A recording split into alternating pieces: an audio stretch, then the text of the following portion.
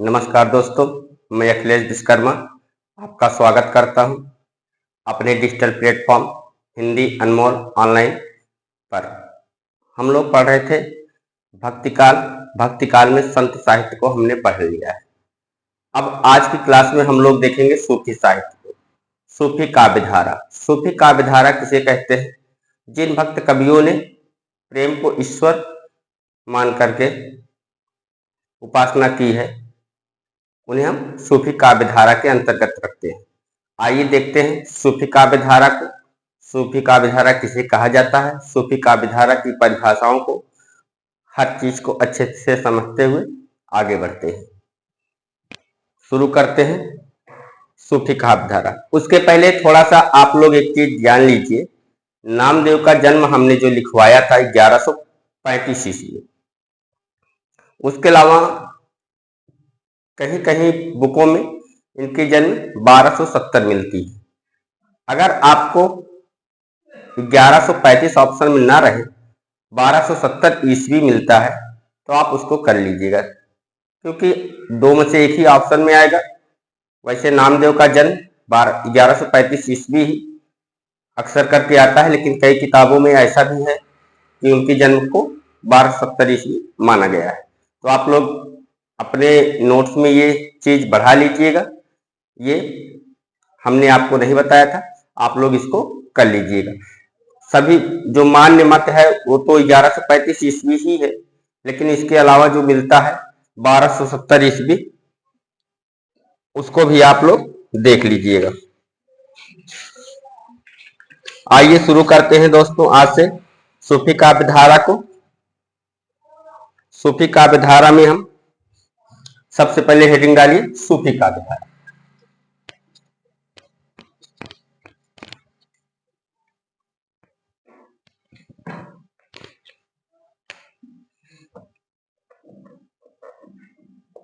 सूफी काव्यधारा। अगर परिभाषा की बात करें तो सबसे पहले इसकी परिभाषा को देखते हैं। इसकी परिभाषा क्या हो सकती है? तो लिखिए आप, भक्ति काल निर्गुण काव्यधारा के अंतर्गत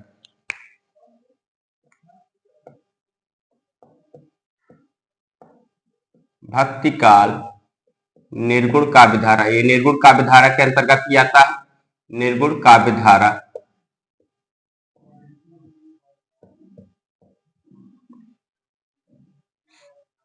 के अंतर्गत जिन भक्त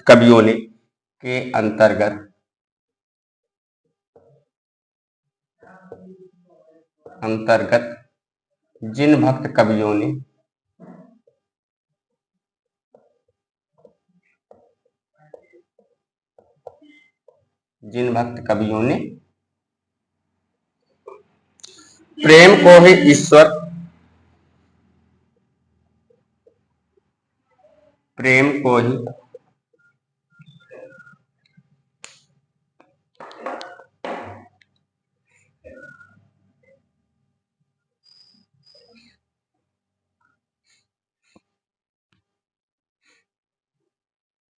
इंक ज्यादा डाल दी गई है पेन में, इसलिए निकल रही है। चलो अभी कम हो जाएगी लिखते लिखते। प्रेम को ही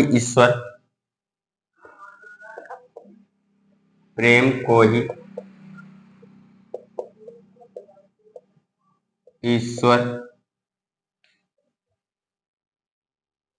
प्राप्ति का एकमात्र साधन मानकर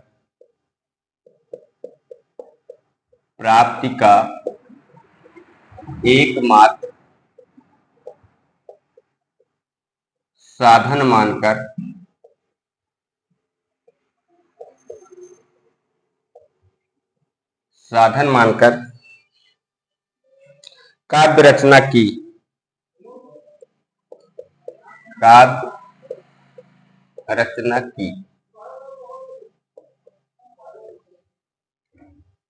उनके द्वारा रचित काव्य को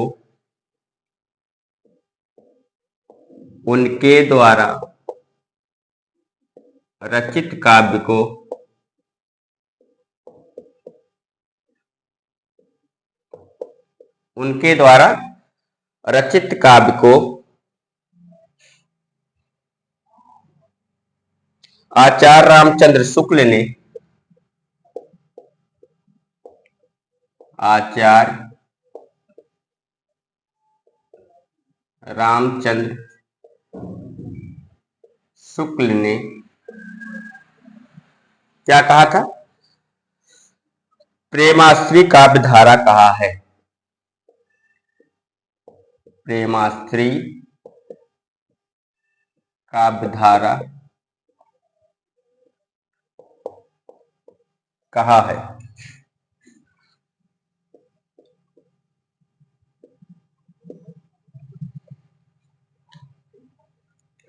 इसी तरह के काव्य की रचना करने वाले इस तरह के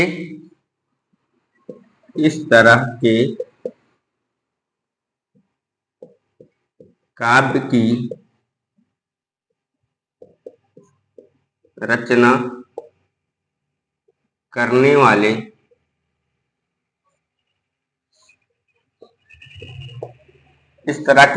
की रचना करने वाले अधिकांश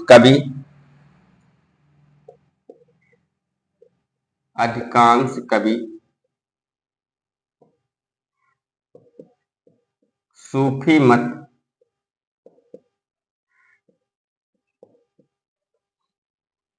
से संबंधित थे।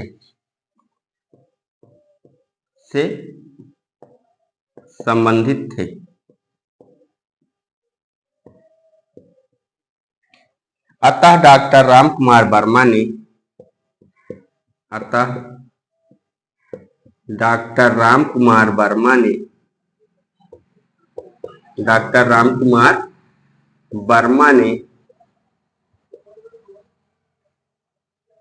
इसे सूफी काव्य धारा कहा है। इसे सूफी काव्य धारा कहा है।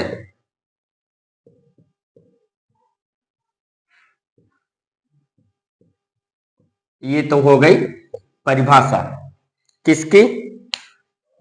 सूफी काव्य धारा की। सूफी काव्य धारा किसे कहते हैं?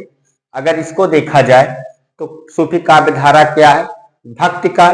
भक्ति काल को कितने भागों में बांटा गया था? प्रमुख 2 भागों में बांटा गया। कौन कौन से? सगुण और निर्गुण।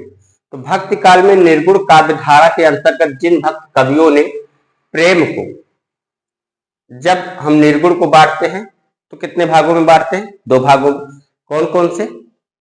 एक हो जाता है ज्ञानाश्री काव्य धारा जिसमें ज्ञान को महत्व दिया गया है, और एक हो जाता है प्रेमाश्री काव्य धारा जिसमें प्रेम को महत्व दिया गया है। तो सूफी लोग किसको महत्व देते थे? प्रेम को ही ईश्वर प्राप्ति का एकमात्र साधन मानकर काव्य रचना की। उनके द्वारा रचित काव्य को आचार्य रामचंद्र शुक्ल ने प्रेमाश्री काव्य धारा कहा। इस तरह के काव्य की रचना करने वाले अधिकांश कवि सूफी मत से संबंधित थे। अतः डॉक्टर रामकुमार वर्मा ने इसे सूफी काव्य धारा कहा है। तो दोस्तों, आपको समझ में आ गया होगा कि सूफी काव्य धारा किसे कहा जाता है, कौन से कवि सूफी काव्य धारा के अंतर्गत आते हैं। जिन्होंने प्रेम को ईश्वर की प्राप्ति का एकमात्र साधन माना है, वो किस में आएंगे? सूफी काव्य धारा के अंतर्गत आएंगे। तो आप लोगों ने इसको नोट डाउन कर लिया है। आइए बढ़ते हैं, अब देखते हैं विद्वानों के जो मत है, जो कथन है सूफी काव्य धारा के प्रति। आइए उनको नोट डाउन करते हैं। अब हेडिंग डाल लीजिए आप लोग, सूफी मत के संदर्भ में विद्वानों के कथन। हेडिंग डाल लीजिए, सूफी मत के संदर्भ में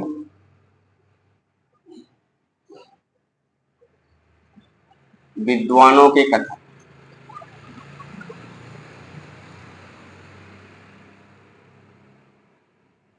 विद्वानों के कथन। तो पहला कथन लिखिए, जिसे संसार से घृणा होती है। पहला कथन, जिसे संसार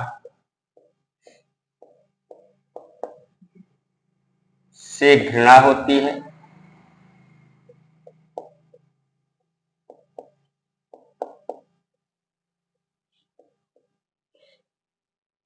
और परमात्मा से प्रेम होता है,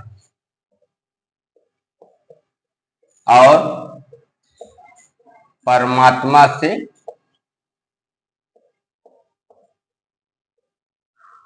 प्रेम होता है।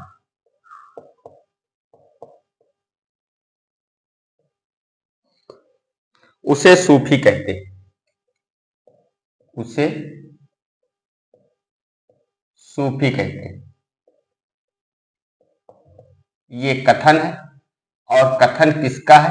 ये कथन है अबुल हुसैन अन्नूरी का। ये किसका कथन है? ये कथन है अबू हुसैन अन्नूरी का। आइए नाम लिख लेते हैं इनका, अबुल हुसैन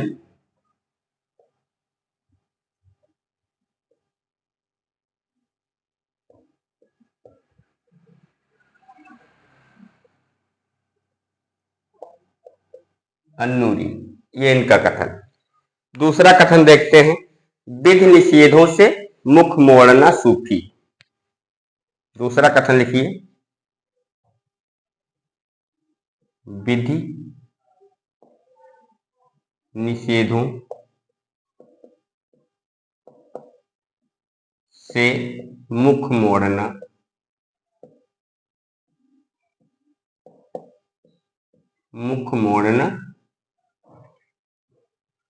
सूफी है,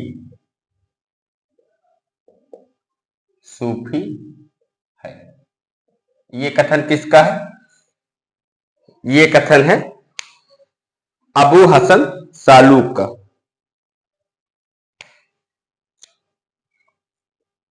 दूसरा कथन किसका है? अबू हसन सालू। तीसरा कथन आइए देखते हैं, एक निष्ठ भाव से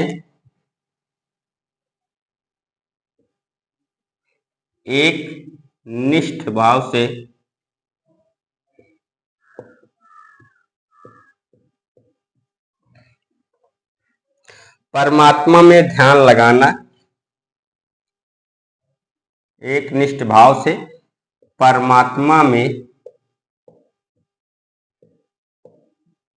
ध्यान लगाना, परमात्मा में ध्यान लगाना ही सूफी मत है, ही सूफी मत है।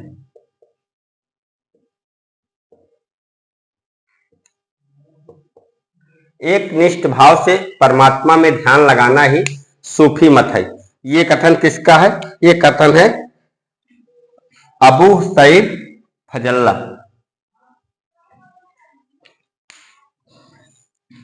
ये किसका कथन है? अबू सईद फजल्ला का।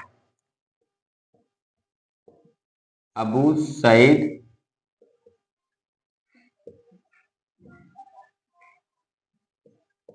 फजल्ला।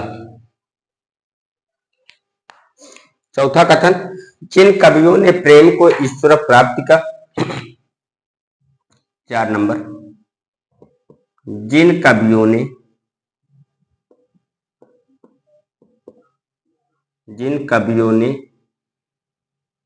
प्रेम को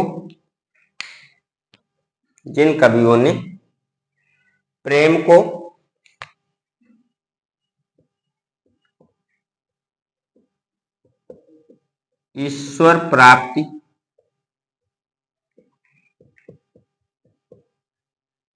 जिन कवियों ने प्रेम को ईश्वर प्राप्ति का साधन मानकर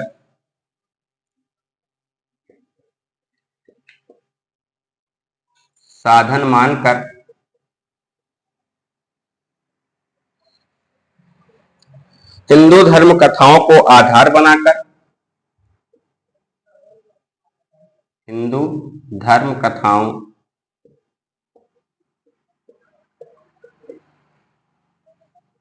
को आधार बनाकर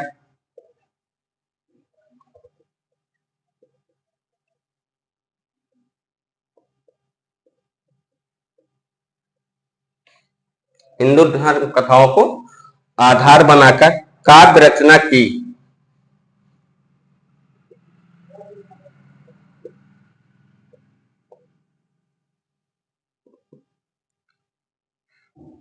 काव्य रचना की। उन्हें प्रेमाश्री शाखा के अंतर्गत रख सकते हैं। उन्हें प्रेमाश्रयी शाखा के अंतर्गत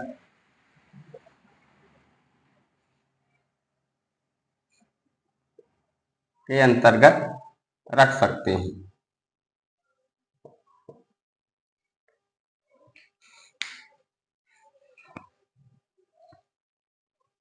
के अंतर्गत रख सकते हैं। ये कथन किसका है? ये कथन है रामचंद्र शुक्ल का।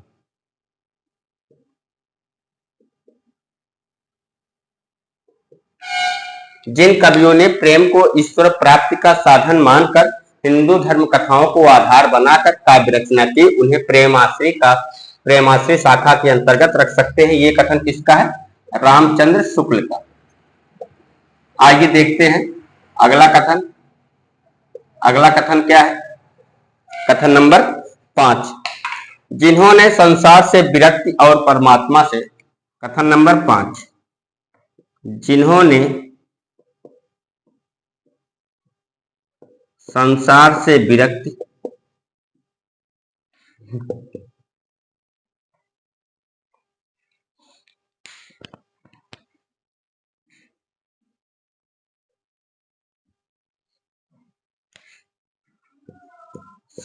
से विरक्ति और परमात्मा से प्रेम का संदेश दिया। और परमात्मा से प्रेम का संदेश दिया।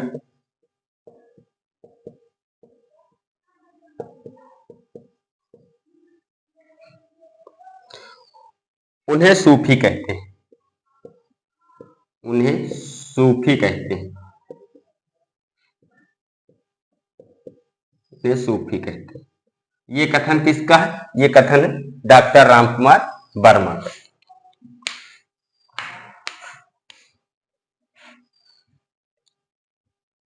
डॉक्टर रामकुमार वर्मा।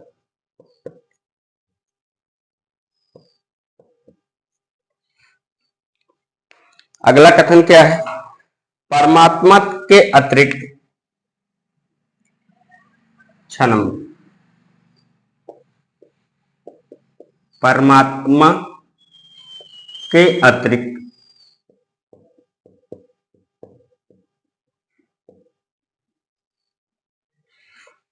और किसी में मन केंद्रित ना करना। और किसी में मन केंद्रित ना करना।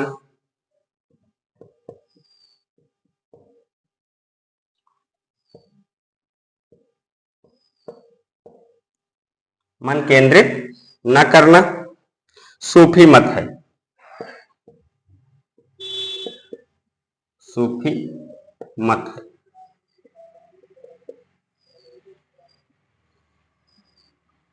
हम देख रहे थे सूफी मत के संदर्भ में आलोचकों के कथन। परमात्मा के अतिरिक्त और किसी में मन केंद्रित न करना सूफी मत है। यह कथन किसका है? अबू बकर शिवली का। अबू बकर शिवली।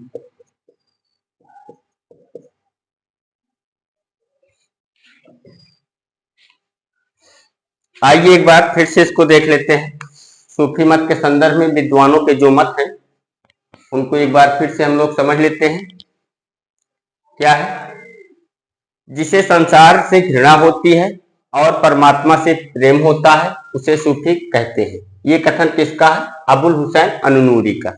विधि निषेधों से मुख मोड़ना सूफी है। ये कथन किसका है? अबू हसन सालूक का।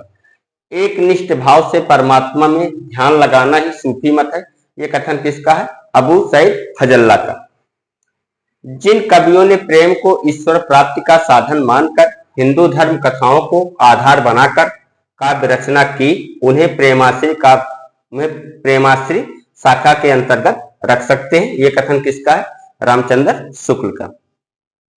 जिन्होंने संसार से विरक्ति और परमात्मा से प्रेम का संदेश दिया, उन्हें सूफी कहते हैं। ये कथन किसका है? डॉक्टर रामकुमार वर्मा का।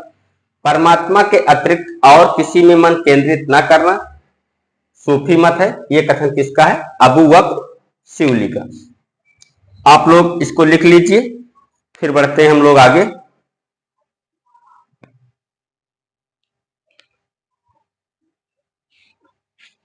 आइए देखते हैं अब सूफी शब्द की उत्पत्ति कैसे हुई, किस शब्द से सूफी की उत्पत्ति माना जाता है। आइए हम लोग उसको देखते हैं।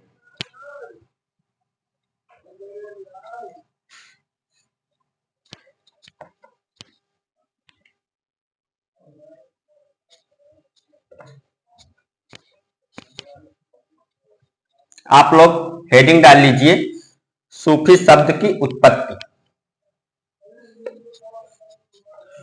हेडिंग डाल लीजिए, सूफी शब्द की उत्पत्ति।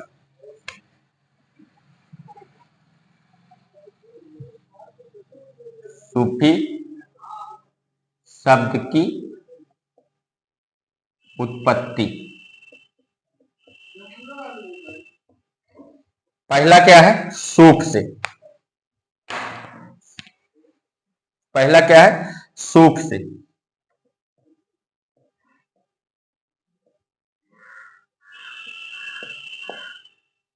सूफ, सूफ का अर्थ होता है जूट या ऊन। लिखिए, सूफ का अर्थ होता है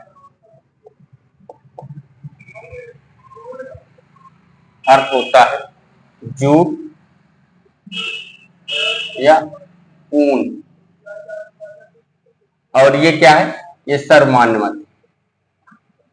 सर्वमान्य मत कि किससे हुई है? सूफ से हुई है। अर्थात जो सूफ से बने हुए वस्त्र धारण करते थे। लिखिए, अर्थात जो सूफ से बने हुए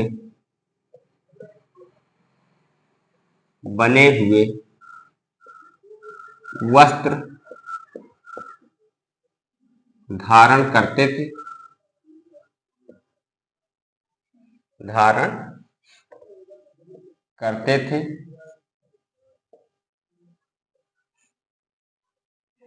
तथा संसार से विरक्ति का संदेश देते थे।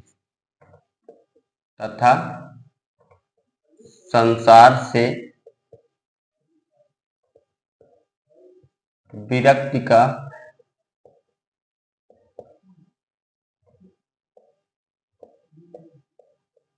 संदेश देते थे।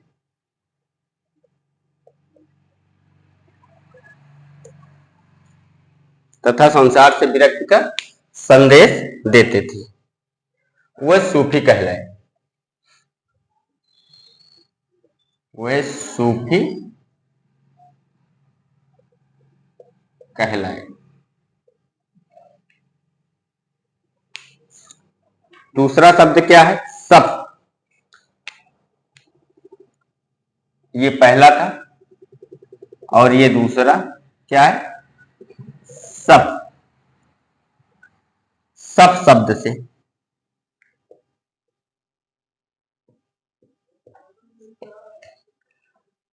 सब का अर्थ होता है अग्रिम पंक्ति। लिखिए, सब का अर्थ होता है अग्रिम पंक्ति।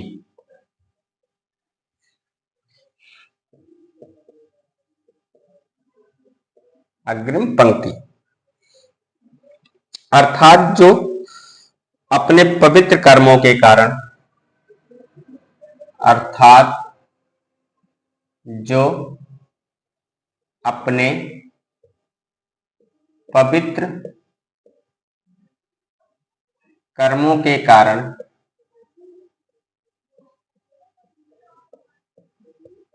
अर्थात जो अपने पवित्र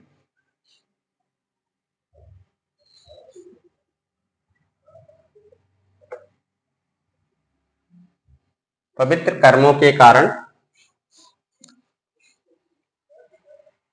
कयामत के दिन अग्रिम पंक्ति, अग्रिम का मतलब होता है आगे, अग्रिम पंक्ति में गिने जाएंगे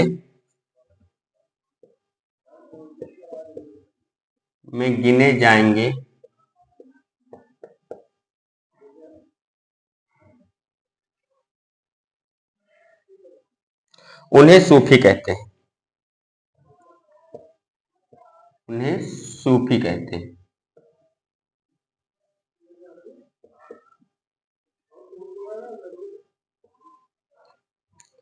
तीसरा लिखिए सूफा शब्द से।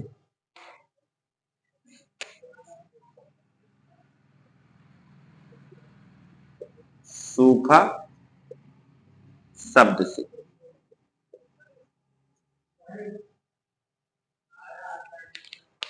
इसके अंतर्गत लिखिए सूफा का अर्थ होता है चबूतरा। सूफा का अर्थ होता है चबूतरा, अर्थात मोहम्मद साहब की मजार के सामने बने हुए, अर्थात मोहम्मद साहब के मजार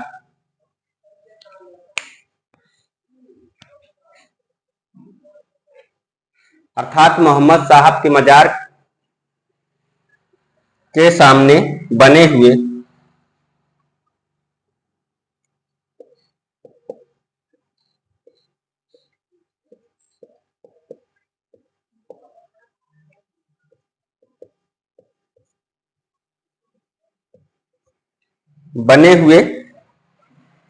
सूफा पर बैठकर उपासना करने वाले सूफी।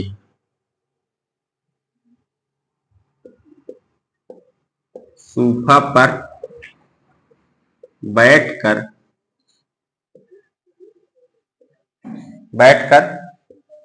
उपासना करने वाले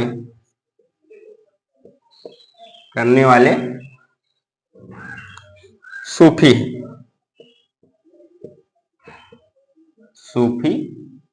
हैं।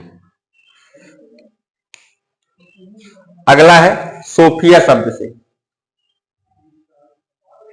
हेडिंग डाल लीजिए सोफिया शब्द। 4 नंबर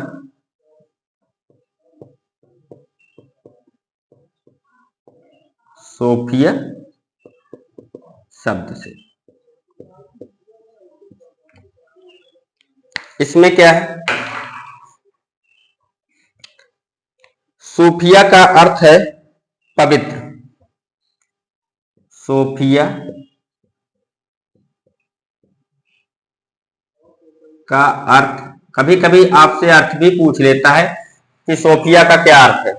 सूफी साहित्य में सूफिया का क्या अर्थ है या सूफा का क्या अर्थ है, तो आप लोग अर्थ भी ध्यान रखिएगा। सूफिया शब्द से क्या है? सूफिया का अर्थ है पवित्र।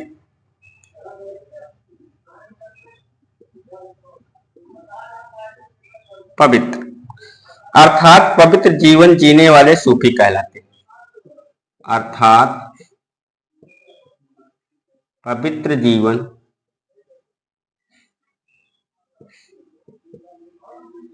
जीने वाले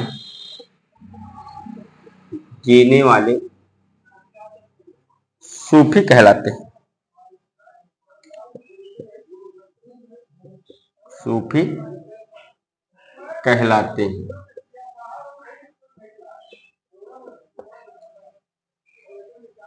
सुफ्फा शब्द से, एक मत ये भी है, सुफ्फा शब्द से सूफियों की उत्पत्ति हुई।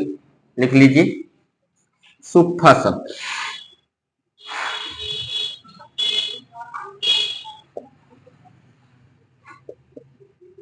सुफ्फा शब्द,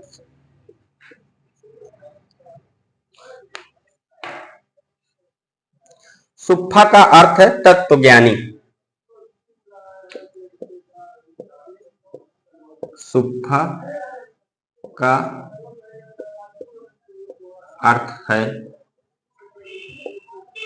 तत्वज्ञानी।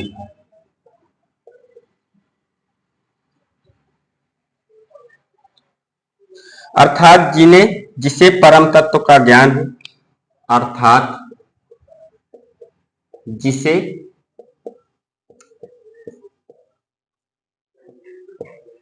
परम तत्व का ज्ञान हो,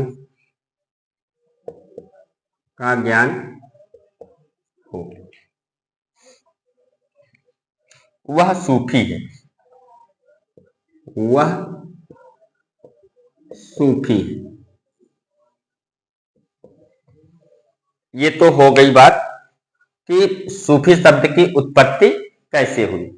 अलग अलग विद्वानों के मत हैं, अलग अलग शब्द से विद्वानों ने उत्पत्ति मानी है। तो सबसे पहले किससे मानी? सूफ से। सूफ का क्या अर्थ होता है? जूट या ऊन, अर्थात जो जूट के बने हुए वस्त्र को धारण करते थे, जो जूट के बने हुए वस्त्र को धारण करते थे, उन्हें क्या कहते थे? हम लोग सूफी कहते थे। और दूसरा शब्द क्या था? सब। सब का अर्थ होता है अग्रिम पंक्ति। आइए फिर से एक बार देखते हैं और आपको शब्द भी दोहरा देते हैं। आपको जिसे नहीं समझ में आ रहा होगा, कभी कभी धुंधला दिखता है, तो आप उनको लिख लेंगे। सूप से, सूप का अर्थ होता है जूट या ऊन। सर्वमान्यमत यही है। अर्थात जो सूप से बने हुए वस्त्र धारण करते थे तथा संसार से विरक्ति का संदेश देते थे, वो सूफी कहलाए। पहला मत। और सर्वमान्य। दूसरा मत क्या है? सब शब्द से। सब का अर्थ होता है अग्रिम पंक्ति, अर्थात जो अपने पवित्र कर्मों के कारण कयामत के दिन अग्रिम पंक्ति में गिने जाएंगे, उन्हें क्या कहते हैं? सूफी कहते हैं। अगर तीसरा शब्द देखा जाए, क्या है? सूफा। सूफा शब्द से, सूफा का अर्थ होता है चबूतरा, अर्थात मोहम्मद साहब की मजार के सामने बने हुए सूफा, मतलब चबूतरे पर बैठकर उपासना करने वाले क्या कहलाते थे? सूफी कहलाते थे। सोफिया शब्द, सोफिया का अर्थ है पवित्र, अर्थात अपने पवित्र जीवन जीने वाले सूफी कहलाते। पवित्र जीवन जीने वाले सूफी कहलाते हैं। पांचवा क्या है? सुफ्फा। सुफ्फा शब्द से क्या है? सुफ्फा का अर्थ है तत्व ज्ञानी, अर्थात जिसे परमात्मा का ज्ञान हो, वह क्या है? सूफी है। तो उसे क्या कहते हैं? सूफी कहते हैं। तो आप लोग लिख लीजिए। आइए बढ़ते हैं अब हम लोग आगे। हम देखेंगे सूफी काव्यधारा की विशेषताओं को देखेंगे। अब हेडिंग डाल लीजिए, सूफी काव्यधारा की विशेषता।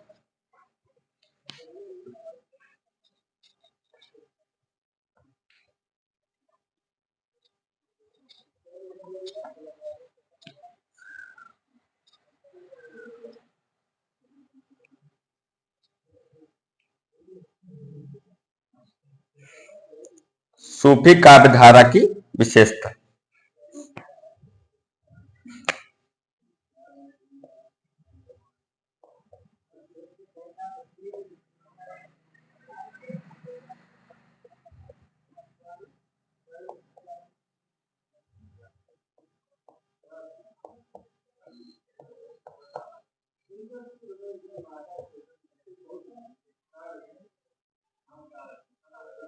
सूफी काव्यधारा की विशेषता या विशेषताएं कर दीजिए, क्योंकि एक नहीं कई हैं, तो विशेषता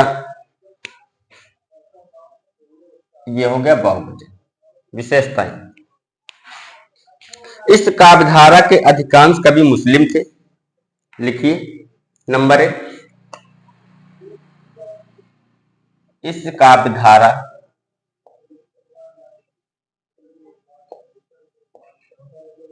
के अधिकांश कवि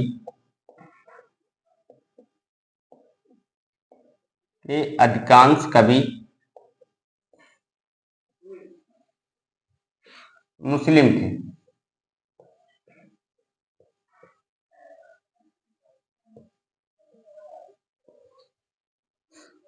उन्होंने हिंदू प्रेम कथाओं को आधार बनाया। उन्होंने हिंदू प्रेम कथाओं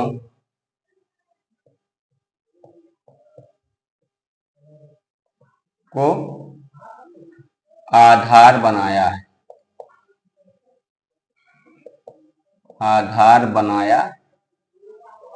है।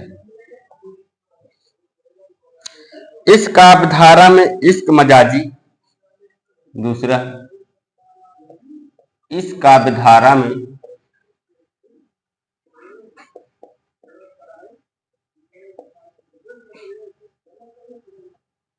इश्क मजाजी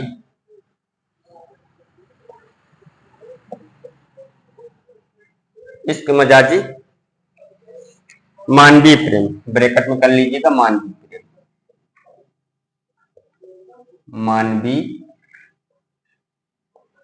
प्रेम के माध्यम से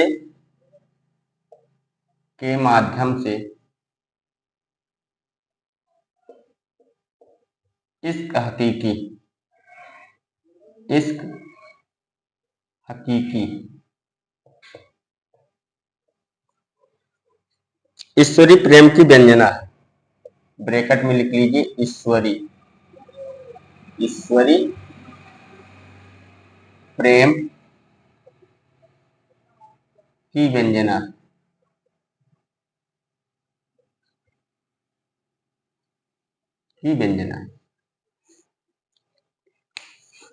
खंडन मंडन की प्रवृत्ति का अभाव, तीसरे नंबर पे लिखिए खंडन मंडन प्रवृत्ति का अभाव।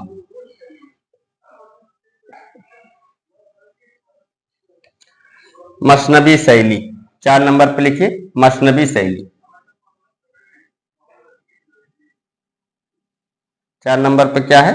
मसनवी शैली।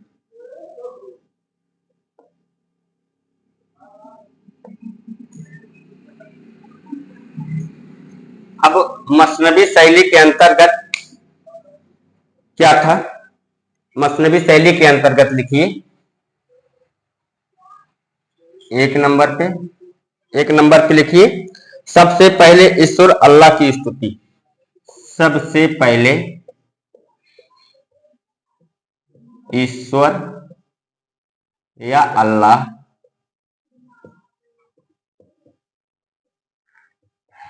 की स्तुति।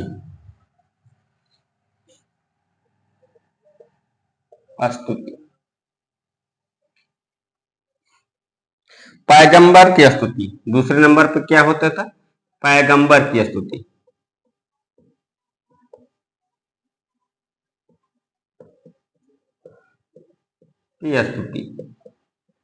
तीसरे नंबर पर गुरु की स्तुति।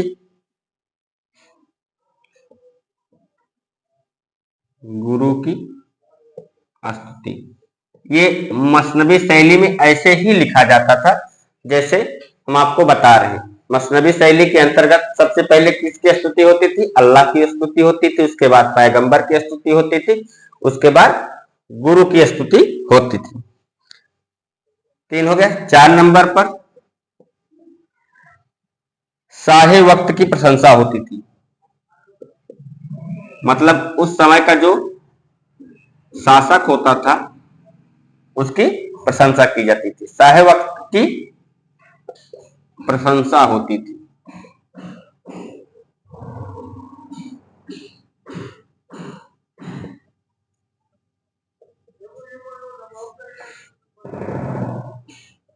5 नंबर पर आत्म परिचय। आत्म परिचय मतलब कवि अपना क्या देता था, परिचय देता था। 6 नंबर पर 6 नंबर पर है रचना काल का संकेत। किस समय रचना की जा रही है इसका संकेत दिया जाता था या समय बताया जाता था। रचना काल का संकेत कि इस समय यह रचना की जा रही है। उसके बाद 7 नंबर पर क्या है, लौकिक प्रेम के माध्यम से अलौकिक प्रेम की व्यंजना। लौकिक प्रेम के माध्यम से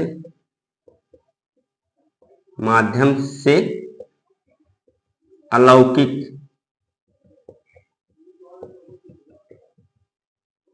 प्रेम की व्यंजना।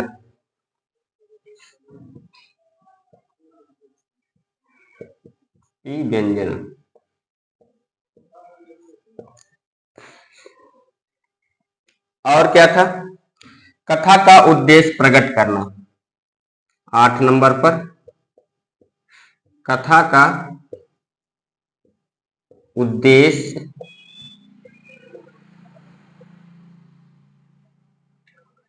प्रकट करना।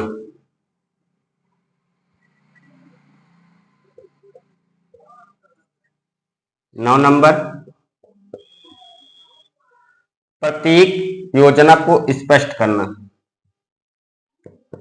प्रतीक का मतलब होता है जो चिन्ह लिए जाते थे उसको क्या करते थे, स्पष्ट करते थे। प्रतीक योजना को स्पष्ट करना।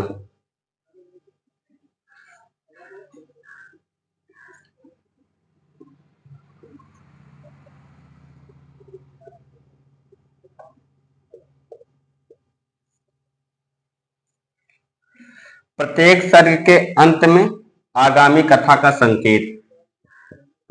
और क्या विशेषता है इसकी, प्रत्येक सर्ग के अंत में आगामी कथा का संकेत।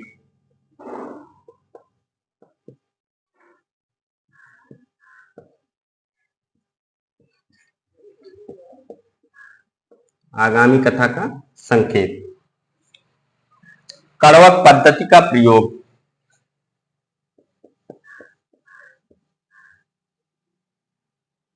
कड़वक पद्धति का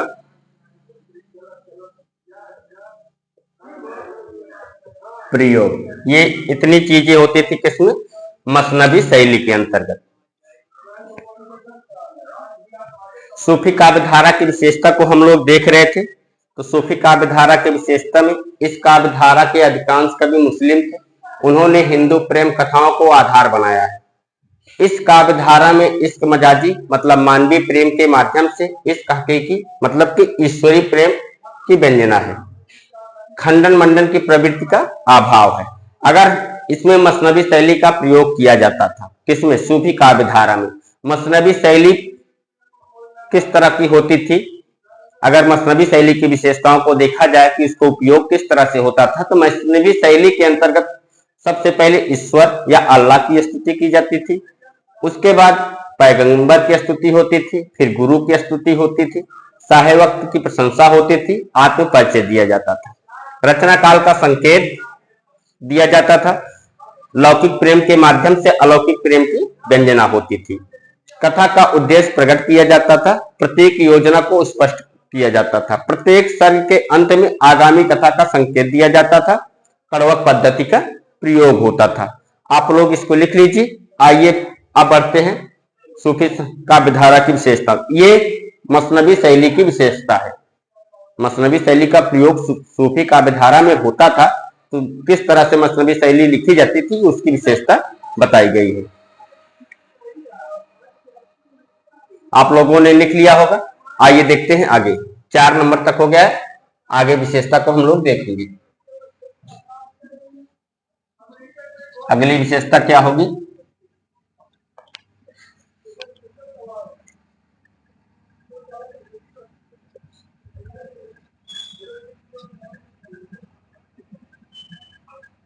अगली विशेषता लिखिए, नायिका प्रधान महाकाव्यों की रचना। 5 नंबर पर नायिका प्रधान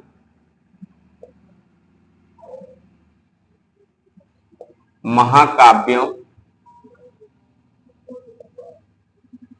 की रचना।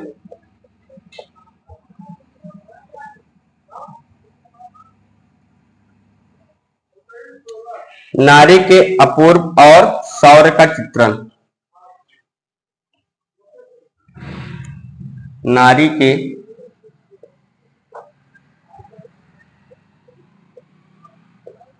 अपूर्व शौर्य का चित्रण।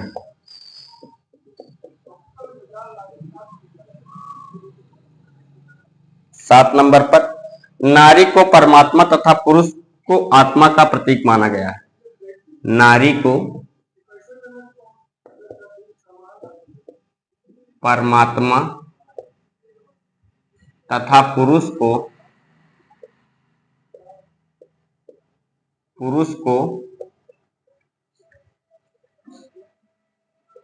आत्मा का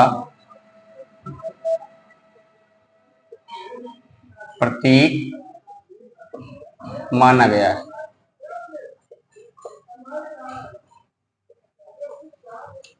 8 नंबर पर लिखिए, अवधी भाषा का प्रयोग। अवधी भाषा का प्रयोग अधिकांश रचनाओं में किस भाषा का प्रयोग हुआ? अवधी भाषा का प्रयोग प्रबंधात्मक महाकाव्यों की रचना।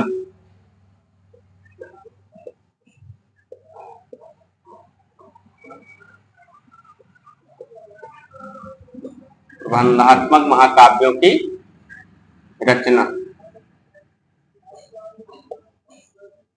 9 नंबर पर लिखिए, गुरु को महत्व दिया गया है।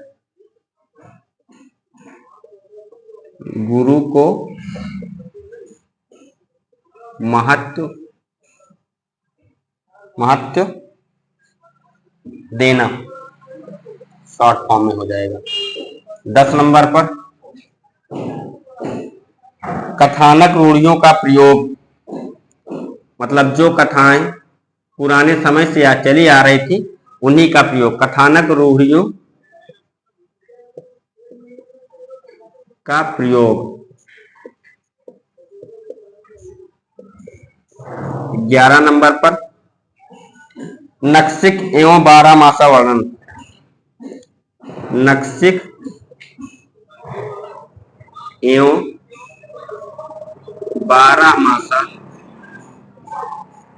का वर्णन। नक्सिक एवं बारहमासा का वर्णन। 12 नंबर पर लिखिए, तत्कालीन लोक संस्कृति का चित्रण। तत्कालीन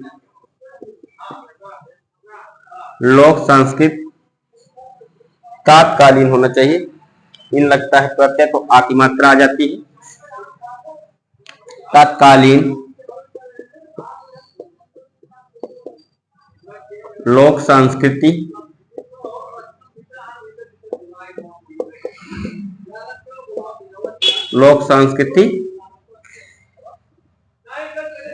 का चित्रण।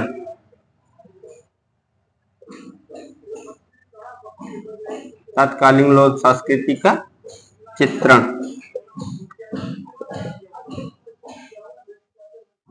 13 नंबर, नायिका के नाम के साथ वती प्रत्यय जुड़ा था। नायिका के नाम के साथ वती प्रत्यय जुड़ा था।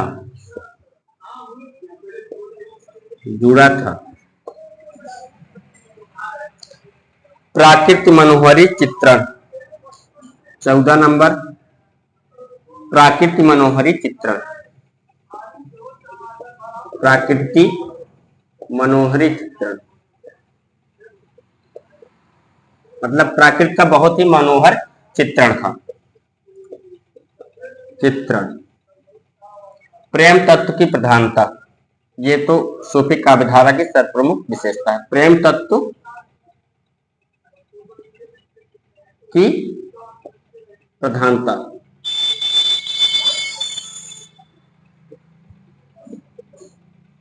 ये तो हो गई विशेषताएं। सूफी काव्यधारा की विशेषता को हम लोग देख रहे थे।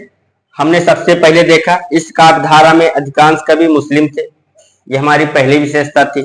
दूसरी विशेषता थी इस काव्यधारा में इश्क मजीजी के साथ मतलब मानवीय प्रेम के साथ ईश्वरीय प्रेम की व्यंजना की गई है।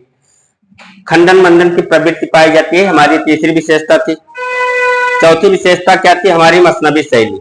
मसनवी शैली को भी हमने बहुत बारीकता के साथ देख लिया और समझ लिया। पांचवी विशेषता हमारी क्या थी? नायिका प्रधान महाकाव्यों की रचना। नारी के अपूर्व शौर्य का चित्रण हमारी छठी विशेषता थी। सातवीं विशेषता नारी को परमात्मा तथा पुरुष को आत्मा का प्रतीक माना गया है। अगर आठवीं विशेषता की बात की जाए तो अवधी भाषा का प्रयोग प्रबंधात्मक महाकाव्यों की रचना हुआ करती थी। गुरु को महत्व दिया जाता था। कथानक रूढ़ियों का प्रयोग होता था। नक्सिक एवं बारहमासा का वर्णन होता था। तत्कालीन लोक संस्कृत का चित्रण भी मिलता है। नायिका के नाम के साथ वती प्रत्यय जुड़ा हुआ करता था। प्राकृतिक मनोहारी चित्रण है। प्राकृतिक का बड़ा ही सुंदर चित्रण है। प्रेम तत्व की प्रधानता है। ये थी हमारे सूफी काव्यधारा की विशेषता। अब हम लोग जो कवि हैं उनके बारे में देखेंगे और सूफी काव्यधारा की अवस्था को भी हम लोग देखेंगे। लेकिन दोस्तों आज की क्लास हम यहीं पर समाप्त करते हैं। अब मिलते हैं अगली क्लास में।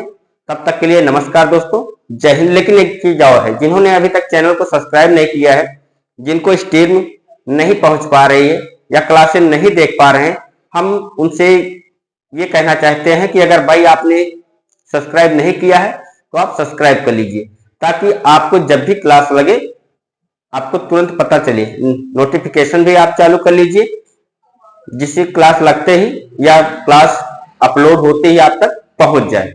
नमस्कार दोस्तों, जय हिंद।